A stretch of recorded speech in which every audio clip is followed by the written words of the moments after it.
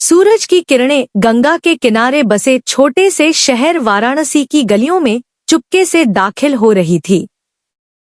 सुबह की ठंडी हवा में मंदिरों की घंटियों की मधुर आवाज गूंज रही थी और हवा में अगरबत्तियों की सुगंध तैर रही थी।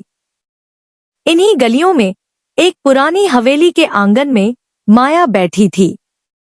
उसकी आंखें किताब में थी, लेकिन उसका मन कहीं और भटक रहा था।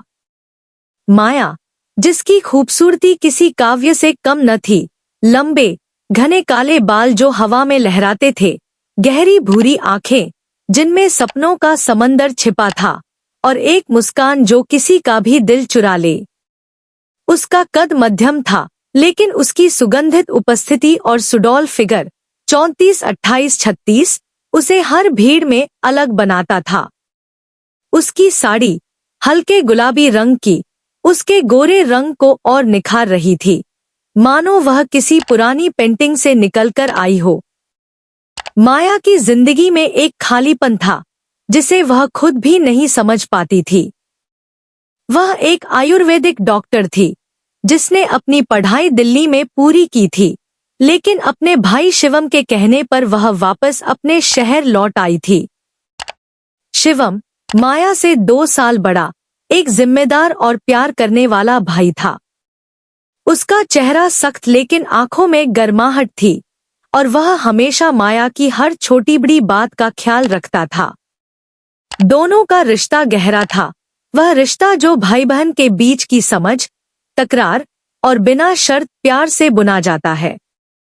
लेकिन आज माया के मन में कुछ और ही चल रहा था। एक अनजानी बेचैनी, एक ऐसी चाह जो शब्दों में बयान नहीं हो रही थी। शाम के समय जब सूरज ढल रहा था, माया और शिवम अपनी हवेली की छत पर बैठे थे। शिवम, जो एक स्थानीय जिम में फिटनेस ट्रेनर था, अपने मरीजों के बारे में बात कर रहा था। माया, तुम्हें पता है, मैंने आज एक बुजुर्ग अंकल से बात की। वो अपनी प्रोस्टेट की समस्या से बहुत परेशान थे। मैंने उन्हें तुम्हारी सलाह दी, वो अनार वाला नुस्खा। माया ने हल्के से मुस्कुराते हुए कहा। शिवम, तुम भी ना हर बार मेरी आयुर्वेदिक सलाह को इतना सीरियसली लेते हो। लेकिन हाँ, अनार में जादू है। इसमें एलाजिक एसिड होता है जो सूजन को कम करता है। और वह रुकी, उसकी आंखें दूर गंगा की लहरों पर टिक गईं। कभी कभी मुझे लगता है अनार की तरह ही जिंदगी भी है, बाहर से सख्त लेकिन अंदर से नरम और रसीला। शिवम ने हंसते हुए कहा, वाह डॉक्टर माया, अब तो तुम फल से भी फिलॉसफी निकाल लाती हो। लेकिन उसकी हंसी में एक गहराई थी। वह जानता था कि माया के दिल में कुछ चल रहा है जो वह बता नहीं रही। उसी रात माया अपने कमरे में बैठी एक डायरी लिख रही थी। उसकी कलम रुकी और उसने लिखा, क्या जिंदगी सिर्फ बीमारियों को ठीक करने और दूसरों की मदद करने तक सीमित है? या फिर इसमें कुछ और भी है? कुछ ऐसा जो मेरे दिल को छू जाए, जो मुझे फिर से जवान महसूस कराए? अगले दिन माया अपने छोटे से क्लिनिक में थी।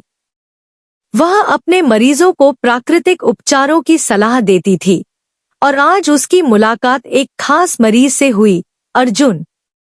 अर्जुन एक 40 साल का लेखक जो हाल ही में वाराणसी आया था। उसका चेहरा थका हुआ था, लेकिन उसकी आंखों में एक चमक थी, जैसे वह दुनिया के हर रहस्य को जानना चाहता हो। उसका कद लंबा था और उसकी आवाज में एक गहरी गर्माहट थी जो माया को तुरंत भा गई। डॉक्टर माया, मुझे नींद नहीं आती। रात में बार बार उठना पड़ता है। शायद प्रोस्टेट की दिक्कत है, अर्जुन ने शर्माते हुए कहा। माया ने उसकी फाइल देखी और मुस्कुराते हुए बोली, अर्जुन जी, टेंशन मत लीजिए, ये बहुत आम है। मैं आपको एक साधारण सलाह देती हूँ। रोज 2 कीवी खाइए। इसमें विटामिन सी और फाइबर होता है जो सूजन को कम करता है। और वह रुकी, उसकी नजरें अर्जुन की आंखों से मिली। और ये आपके दिल को भी हल्का करेगा, अर्जुन ने हल्के से हंसते हुए कहा। डॉक्टर, आपकी बातों में कुछ जादू है। ठीक है, मैं कीवी ट्राई करूंगा, लेकिन क्या आप मेरे साथ एक कॉफी पीने चलेंगी? शायद आपकी सलाह और बेहतर समझ आ जाए।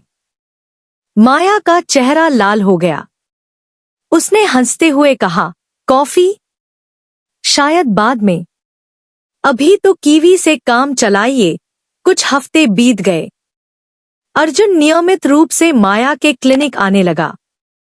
हर बार वह कोई न कोई बहाना बनाता, कभी नींद की शिकायत, कभी थकान की। लेकिन असल में वह माया की मुस्कान और उसकी बातों का दीवाना हो चुका था। माया भी, जो हमेशा अपनी जिंदगी में व्यस्त रहती थी, अर्जुन की मौजूदगी में एक अजीब सी ताजगी महसूस करती थी। एक दिन शिवम ने माया को छत पर बुलाया। माया, ये अर्जुन कौन है? तू उससे कुछ ज्यादा ही बात करने लगी है, उसने मजाक में कहा। माया ने हंसते हुए जवाब दिया, अरे भैया, वो मेरा मरीज है। मैं तो बस उसकी सेहत सुधार रही हूं। हाँ हाँ, सेहत, शिवम ने आंख मारते हुए कहा। मुझे लगता है तू उसकी सेहत से ज्यादा उसकी कहानियों में खो रही है। माया ने गाल फुलाए, लेकिन उसका दिल जानता था कि शिवम सही कह रहा है। अर्जुन की बातें, उसकी कहानियां, उसकी हंसी, सब कुछ माया को एक नई दुनिया में ले जा रहा था। उस रात माया ने अपनी डायरी में लिखा, जामुन की तरह है अर्जुन। साधारण, लेकिन गहराई में इतना रस कि हर कौर में कुछ नया मिलता है। क्या ये प्यार है या सिर्फ एक आकर्षण? लेकिन जो भी है, ये मुझे जिंदा महसूस करा रहा है। गर्मियों की एक दोपहर, माया और अर्जुन गंगा के किनारे टहल रहे थे। अर्जुन ने एक ठेले से तरबूज का टुकड़ा खरीदा और माया को देते हुए कहा, डॉक्टर साहिबा, ये लीजिए। आपने कहा था तरबूज में लाइकोपीन होता है, जो सेहत के लिए अच्छा है। लेकिन मुझे लगता है ये बस आपकी मुस्कान को और ताजा करेगा। माया ने हंसते हुए टुकड़ा लिया और बोली, अर्जुन, तुम भी ना हर चीज को रोमांटिक बना देते हो। क्या करूं माया, तुम्हारी मौजूदगी में सब कुछ रोमांटिक लगने लगता है, अर्जुन ने कहा, और उसकी आंखों में एक गहरी सच्चाई थी। माया का दिल धड़क उठा। वह जानती थी कि यह सिर्फ एक मरीज और डॉक्टर का रिश्ता नहीं रह गया था। लेकिन फिर भी वह अपने भाई शिवम के बारे में सोच रही थी। शिवम को कैसे बताएगी कि उसका दिल किसी के लिए धड़क रहा है? क्या वह समझेगा? एक दिन माया ने अर्जुन को अपने घर बुलाया। शिवम भी वहां था। माया ने टमाटर का सूप बनाया था, जिसे वह अक्सर अपने मरीजों को सलाह देती थी। अर्जुन, ये टमाटर का सूप है। इसमें लाइकोपीन होता है, जो प्रोस्टेट के लिए बहुत अच्छा है। लेकिन वह रुकी और मुस्कुराई।